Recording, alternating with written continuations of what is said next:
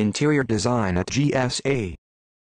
Vectorworks, Layers, Design Layers, Sheet Layers. Vectorworks has two kinds of layers, design layers and sheet layers. So far we've only used design layers. Design layer is where we do the drawings, where we create the designs. Sheet layers are a space where we can present multiple drawings on one page. Drawings can be of different scales and different render modes.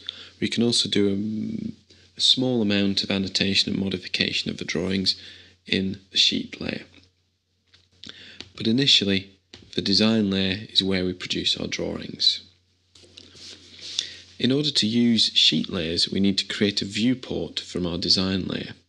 View, create viewport, viewport 1. I'm going to create a new sheet layer.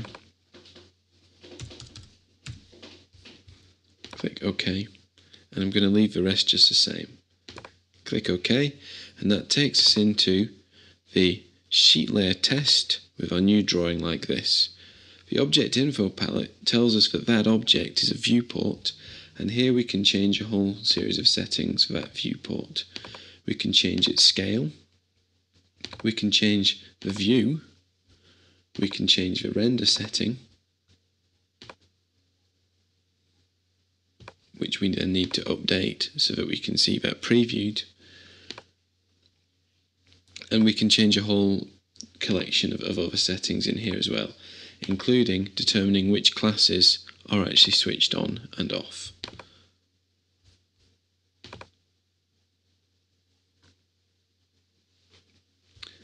So I'm going to quickly just put this back to wireframe. I'm going to enable the exterior wall class, and we're going to go back to a top plan view.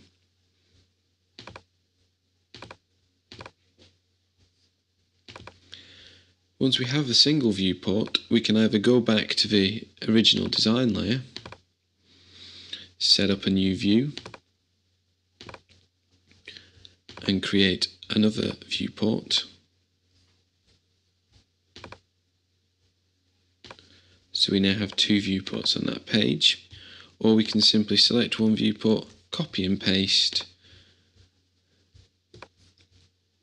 and edit the settings for that individual view as well.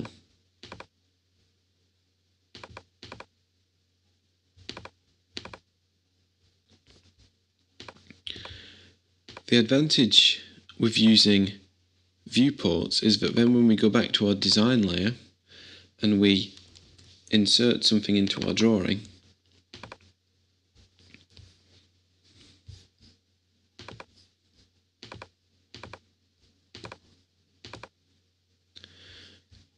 when we then go and look at that in our sheet layer, that object appears in all of our drawings.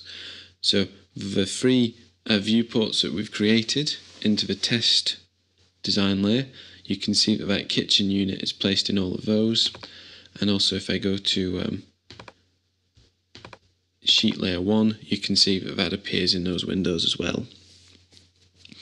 The limitation of this way of working is that these views are only wireframe, and therefore you see all the way through the drawing.